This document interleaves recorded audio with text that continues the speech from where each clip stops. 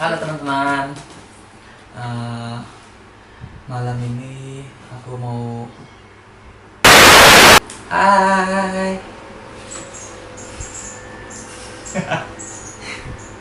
Malam ini saya dengan mama Oke, saya. itu. Mama saya akan bercerita tentang pengalaman pertama. Oke, jadi ada di Palembang. dulu keluarga kami tuh tinggal di mana, Mak? Di Jakarta ya. Jakarta. Waktu tinggal di Jakarta, berapa lama? Suatu saat nggak Nggak usah berapa lama di Jakarta? ya nggak bisa dia apa ya, itu nggak usah diceritakan tentang lamanya itu. Dari suatu Nggak usah saat lama ya. kita akan memutus. Terus tiba-tiba keluarga kami memutuskan untuk pindah dari Jakarta ke Simpang Palembang. Itu daerah Palembang sih. Nih, pengalaman horor mama nih. Waktu kan mama pernah cerita tuh, waktu mama yang di kebun, Iya. yang tiba-tiba ada yang gangguan hal mistis gitu. Iya. Boleh ceritain nggak? Oh iya, itu nak memang apabila diingat sampai sekarang itu sangat wah, nggak bisa dikatakan gimana, sangat memperhatikan waktu itu saudara. Dan pengalaman saya waktu itu ya begini ceritanya ya saudara ya. Pada waktu itu ya kami setelah sudah pindah ke daerah Sumatera Selatan nih, dan saya saking menggebu-gebunya waktu itu berada di lokasi, dan harapan saya lokasinya nggak seperti itu keadaannya.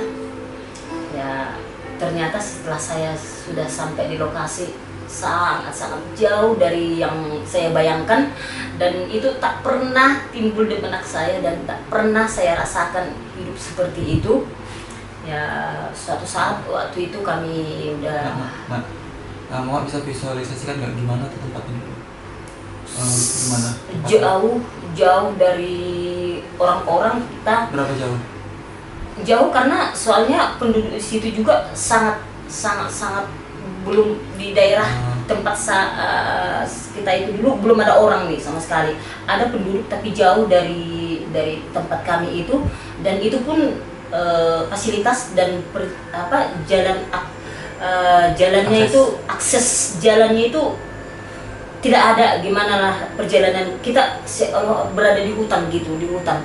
Dan saya nggak pernah memikirkan hal seperti ini di lokasi, karena pikiran saya waktu itu saking saya mungkin digebuk ke lokasi ya, waktu itu khayalan saya akan indah begini, ternyata semuanya itu nggak seperti itu. Dan suatu saat nih kami sudah tinggal di kebun nih, dimana memutuskan harus tinggal, dan waktu itu saya harus ikut suami saya harus tinggal di situ, dan saya membawa satu anak, dan usia anak saya waktu itu 4 tahun.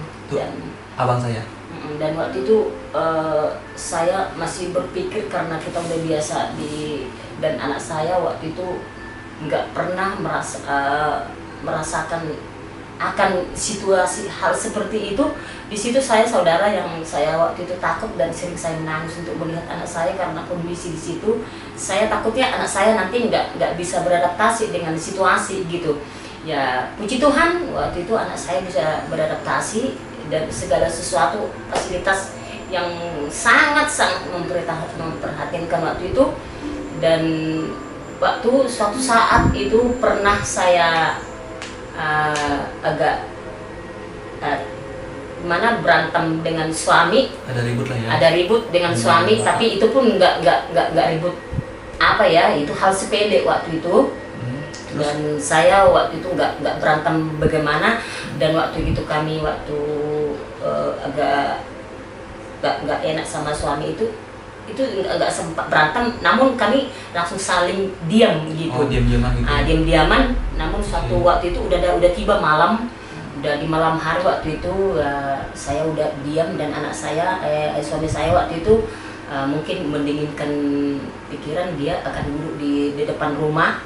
Waktu itu kebetulan ada tempat duduk yang dibikin ala kadarnya di situ, dan saya akan menunggu ya tetap seperti biasanya ada di dalam rumah. Di dalam rumah di situ saudara tidak ada tetangga kami, nggak ada tetangga sama sekali, nggak ada, yang ada cuma kami.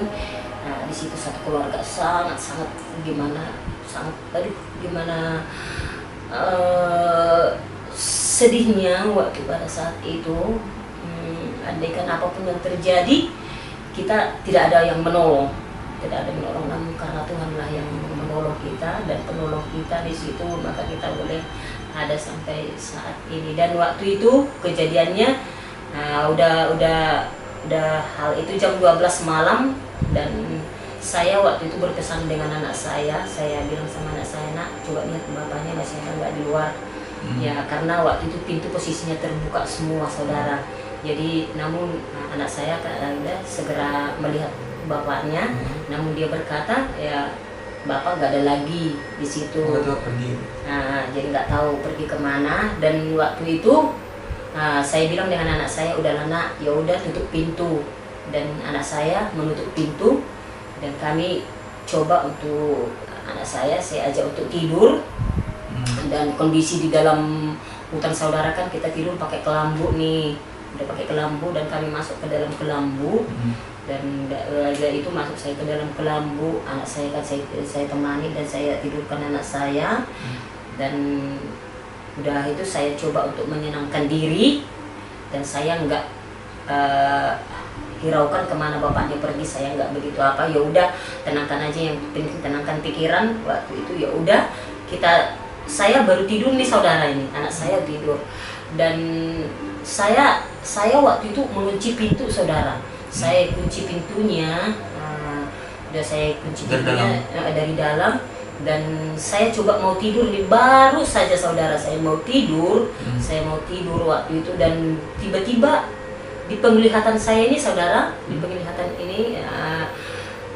ada penglihatan saya, kayak saya tuh kayak dalam mimpi gitu. Padahal saya belum tidur, tapi sadar tapi nggak bisa bertindak gitu loh saudara. Saya sadar, namun saya nggak bisa bertindak apapun itu, tetap berserahkan gitu. Waktu itu tiba-tiba ada kayak menyerupai wajah suami saya masuk ke dalam rumah gitu. Tapi saya waktu itu saudara berpikir begini, lah tadi udah saya kunci pintu nih, tapi kok bapaknya bisa masuk? Tanda tanya. Tapi saya nggak bisa bertindak, namun hati saya berkata begini saudara, ya udahlah, nanti kalau ditegur takutnya marah lagi, akan pergi lagi gitu kan saudara. Ya udah saya biarkan seperti itu ya, namun saya coba untuk tidur lagi. Dan saudara tahu, dan saya tahu kebiasaan suami saya apabila kami agak cekcok, namun suami saya nggak mau tidur bersama-sama dengan kami, dia akan ngambil tempat tidur yang lain saudara. Dan pada suatu saat itu suami saya masuk ke dalam kelambu saudara. Saya sudah apa ya saudara, saya sudah tanda tanya nih, kok masuk lagi gitu. Tapi selalu ada tanda tanya ini, namun saya nggak berani bertindak gitu. Oh iya biarlah, itu selalu jawaban dalam hati saya, ya biarlah ya, nanti marah lagi gitu kan saudara. Namun karena keadaan juga saudara, gimana lah keadaan di situ, nggak ada sama sekali tetangga, nggak ada teman. Andaikan apapun yang terjadi, bisa nggak ada orang yang tahu gitu. Jadi ya waktu saat itu ya udah saya pasrah aja gitu. Nah yang ketiganya lagi, saudara, yang paling ekstrimnya ini, yang paling apanya ini, yang dimana yang paling seramnya itu nah saudara kan, yang paling seram sekali. Waktu itu tiba-tiba ini yang kayak menyerupai wajah suami saya ini tadi, tiba-tiba dia memeluk saya saudara, memeluk saya dari belakang. Dan tanda tanya ini semakin apa dengan saya, gitu saudara. Saya nggak biasanya sih suami saya kalaupun kalau ada pertengkaran dia akan pindah. Ini kok sudah ini datang lagi masuk ke dalammu dan begini lagi. Dan tanda tanya ini udah apa dengan saya saudara. Dan saya mencoba untuk berbalik nih, saya langsung berbalik, dan tanda tanya ini nggak lagi kan gitu, nggak benar lagi. Itu sudah ada di benak saya saudara. Dan saya coba berbalik, tahu tidak saudara gimana apa yang terjadi saudara? Aduh, di situ aduh saya sangat-sangat menangis dan menjerit waktu itu, dan tiba-tiba mukanya serem banget saudara. Serem banget saudara, sampai sekarang saya melihat waktu itu mukanya sesosok laki-laki yang badannya agak gemuk. Sampai sekarang saya merinding saudara apabila saya terkenang dengan hal yang terjadi pada saat pertama kami ada di daerah Palembang itu. Itu pengalaman yang tak bisa saya lupakan waktu itu saudara. Langsung mukanya ini terbakar saudara, semuanya terbakar. Saya histeris waktu itu saudara. Tolong gitu, saya tolong saya dengan saya nada menjerit saya saudara, yang saya takutkan waktu itu saudara. Apa yang terjadi, andaikan saya mati malam ini saudara, kayak gitu pikiran saya. Andaikan aku yang saya takutkan waktu itu saudara, anak saya masih berumur 4 tahun dan suami saya waktu itu nggak tahu saya pergi kemana waktu itu kan. Dan saya menangis, Tuhan tolong dan tolong. Dan saya bilang, kenapa kamu jangan ganggu saya? Dan waktu itu saya, jangan, tolong jangan ganggu saya, jangan ganggu saya. Waktu itu dia berbalik dan memandang. Enggak, yang dia kan sudah langsung melompat. Situ saya menjerit, dia langsung melompat saudara kan. Langsung lompat? Dia yang melompat. Saya waktu itu mungkin saya udah tersadar nih. Berarti dia kaget gitu? Dia kaget, dan waktu saya itu, kenapa jangan ganggu saya waktu itu kan. Dia langsung melompat dia, dan dia berkata, dia waktu itu di balik pintu dan menoleh sama saya waktu itu dan bilang, kenapa kamu takut melihat saya? Itu jawaban dia waktu itu paling saya dengar. Dan waktu itu langsung dia tuh menghilang, saya nggak tahu lagi sampai langsung menghilang dia saudara. Sampai sekarang saya merinding saudara apabila terkenang dengan hal itu. Dan waktu itu saya menjerit dan nangis sejadi-jadinya. Dan tahu tidak saudara-saudara, semalam itu suami saya nggak pulang. Dan waktu itu di situ saya nangis dan menjerit terus. Dan saya peluk anak saya saudara, dan saya peluk terus, Tuhan tolong kan gitu saya waktu itu, Tuhan tolong saya. Dan saya terus menangis malam itu melihat anak saya. Dan saya waktu itu yang paling kepikiran begini, andaikan aku malam ini gimana kalau mati kian aku, kalau Tuhan gak sayang sama saya gitu. Saya kan kalau Tuhan andaikan terjadi hal yang tidak saya inginkan dan saya mati malam itu, dan tiba-tiba anak saya bangun tengah malam itu. Dan biasa anak saya bangun loh kadang tengah malam itu kan ya, apalagi kalau ada teriak gitu ya, mau kencing gitu kan ya. Anak saya kan harus kencing tengah malam, dia pasti bangun. Di situ saya nggak bisa mikir lagi gimana saudara. Di situlah saya menangis, dan jadi-jadinya saya menangis. Nggak ada tetangga, nggak ada tempat mau kemana kita berlari waktu itu. Tetap diam di tempat, dan dia di tempat dan nangis dan menangis waktu itu. Hanya itu yang bisa saya lakukan. Namun ya puji Tuhan lah, Tuhan itu selalu sayang sama saya. Dan saya waktu itu pas disadarkan dan di kejadian ketiga, dan saya sudah tersadar ini tidak dia lagi, bukan dia lagi, bukan suami saya lagi kan gitu, bukan suami saya lagi. Nah itulah kejadiannya yang paling menyeramkan selama saya ada di. Bayangkanlah saudara, nggak pernah hidup di hutan, harus berada hidup di hutan. Itulah demi mengikut suami. Dan apapun keadaan suami, dan bagaimanapun dan kemanapun kita diajak, kita harus menurut dan harus patuh. Dan itu yang saya tanamkan di dalam hati saya. Dan waktu itu itulah yang terjadi pada saat itu. Paling terus ini Mak, ngeri banget ya. Kan pasti pada penasaran tuh, itu kira-kira wajahnya itu gimana yang mau lihat? Wajahnya itu saudara ya kayak bekas kebakar. Wajahnya ini kayak kebakar semua. Semua kayak luka gitu, kayak luka, bekas luka kebakar lagi. Ini dia seorang laki-laki yang badannya gemuk gitu saudara. Badannya gemuk. Dan itulah pesannya anak saya waktu itu. Ketika saya udah menjerit dan dia langsung melompat dia dan menoleh ke belakang dan berkata, kenapa kamu takut untuk melihat saya? Cuma itu waktu itu langsung menghilang dianya saudara. Menghilang itu maksudnya gimana? Langsung kayak nggak kelihatan lagi. Langsung apa? Nggak kelihatan lagi. Dia jalan keluar gitu. Dia waktu itu bertanya sama mama itu ya, dia udah di balik pintu. Posisi ya, dan saya sudah melihat pintu itu masih tertutup pintu itu, terkunci pintu itu, itulah langsung menghilang dia. Saudara nggak kelihatan lagi. Paling kalau di situ saya ingat, andaikan aku tidak ada malam itu, andaikan Tuhan nggak sayang sama saya waktu malam itu, mungkin saya nggak tersadar.